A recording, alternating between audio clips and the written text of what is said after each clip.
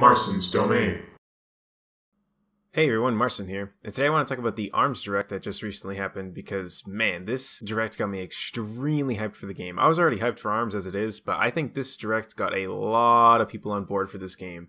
And I'm really happy to see that because I think that this is what this game needed. I think that ARMS is a game that is going to do surprisingly well. I think a lot of people are feeling like it's just going to kind of be a random game that comes out for the Switch that doesn't really do too well or does okay, but I don't know. I have a feeling this game's going to be pretty big. I think that this Direct definitely sold a lot of people over that were definitely questioning the game.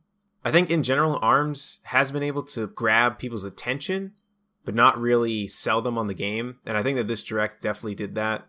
I know for me, it just got me even more hyped for the game.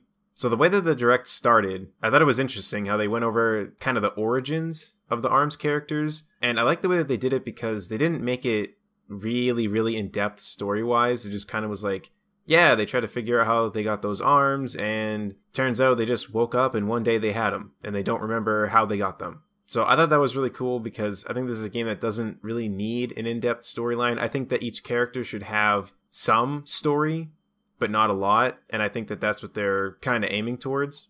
Whether or not we'll get a lot more information on the characters as we play the game, I don't know, because they did show off a Grand Prix mode where you fight the other fighters in the game, and then you fight this last boss type of character. And I don't know if that'll work similar to Mortal Kombat, where if you do the main thing in Mortal Kombat, they give kind of a storyline at the end. Not the main campaign, but I don't even remember what it's called. I think it's Classic Mode. Like when you beat that, depending on what character you're playing, then it'll show that character's kind of story like a little bit. I'm hoping that there'll be something like that. If there is, then I think that's plenty. Because again, I don't think they need to go too in-depth with the story with this game. But I do think that learning about the characters would be cool. In terms of the characters, we got to see the last fighters that are going to be in the game. So we got to see Kid Cobra, we got to see Bark and Bite, and we got to see Twintelle. Now, Twintelle, to me, is badass. I cannot wait to play her. Now, don't get me wrong. Don't worry. I haven't lost my true main, which is Ribbon Girl, but I'm definitely going to be secondarying Twintelle, for sure. At first, it was going to be, I always want to say DNA Man, but over here, he's called Helix. I originally was going to secondary him, but now it's definitely going to be Twintelle. Twintelle is really cool to me. She kind of reminds me of Bayonetta and Syndra from Mortal Kombat.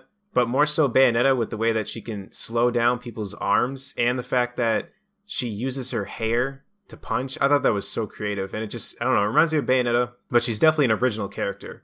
And then they showed off a lot of the new modes in the game, which I really can't believe how much is actually packed into this game.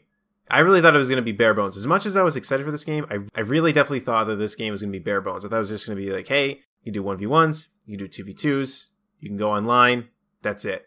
But seeing how many different modes there were, that was awesome. You've got a volleyball game type, you've got a basketball game type, you have a break the targets type of thing, except you can verse someone else doing it. And then there's a 1-on-100 mode. I don't know how fun that'll be, but it's still cool to see. It reminds me of Smash Brothers, honestly. But there's a lot of modes, there's plenty of stuff to do. Every match that you do gives you currency, which you use the currency to use in a single player break the targets type of thing, and then you unlock more arms. The only thing that they showed about unlocking new arms that I wasn't a fan of was the fact that if you get duplicate arms, they get stronger. Now, for single player, I mean, that's cool, but it just made me think about tournaments. I'm not sure how that would work. I don't know if there's a way to unlock all the arms without upgrading them, but I don't know. I do worry about the tournament scene in terms of that. I don't know how that'll work. I don't know if you can unlock all the arms without upgrading some of them, or maybe when you get into a match, you can just set it as an option, like standard arms. So maybe that's just an easy fix for that. That was the only thing that stood out to me. But overall, I like the unlocking arms system. It looks really cool. And then when they showed off the online features, I was really impressed. Now, the only thing that I'm not too positive on is if when you go to party mode, because they showed off party mode and they showed off that you can go into lobbies and then those lobbies join with other lobbies and then people get mixed and match and they play all sorts of different game types, whether it's 1v1 fighting or if it's the volleyball or the basketball. The only thing that concerns me is, can you actually join these lobbies with your friends and then play with random people? Or is it always random?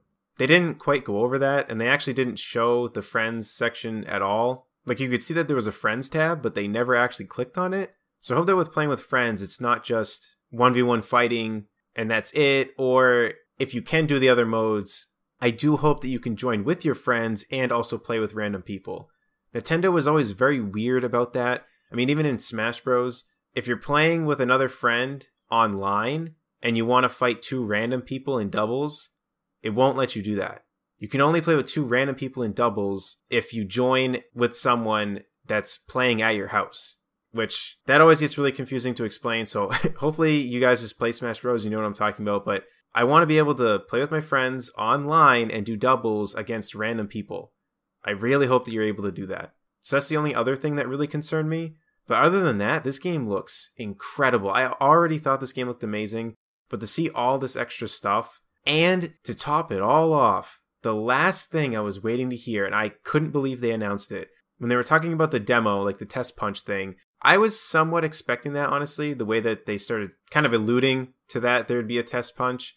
I don't know, just the way that Biff was talking about it, it seemed like there was going to be a test punch. But the thing that caught me off guard that I was really, really hopeful for, and I could not believe that they actually said it, was that we're going to get free content and that we're going to be getting new characters, new stages, and new arms over time. That, to me, is just the cherry on top, because this game has everything it needed, and that was the last little thing that it needed. If it didn't have that, the game would still be amazing, but that was the final thing to really keep people into this game, and they're actually going to do it. Because in my opinion, the fighter game genre really does have a lot to gain from DLC. I mean, you look at any of the fighter games, whenever a new character comes out, it adds a huge amount to the game. Because even if you don't change your main to that character, that's still another matchup that you have to learn. Especially in Smash Bros, you can see it. I mean, the tournament scene completely changed with Bayonetta and Ryu and Cloud. The game changed a lot. And even though, again, if you don't main that character, you still got to learn the matchup. So I think that DLC adds a lot of hype to fighter games, and I'm really glad that ARMS has that. I just honestly can't wait to play this game. I'll definitely be doing the test punches, so hopefully you guys are able to do those too, and maybe I'll see you in the test punch. So that's all I really have to say about this topic. Let me know what you guys think in the comment section below, and I'll see you on the next one. Take care, everyone.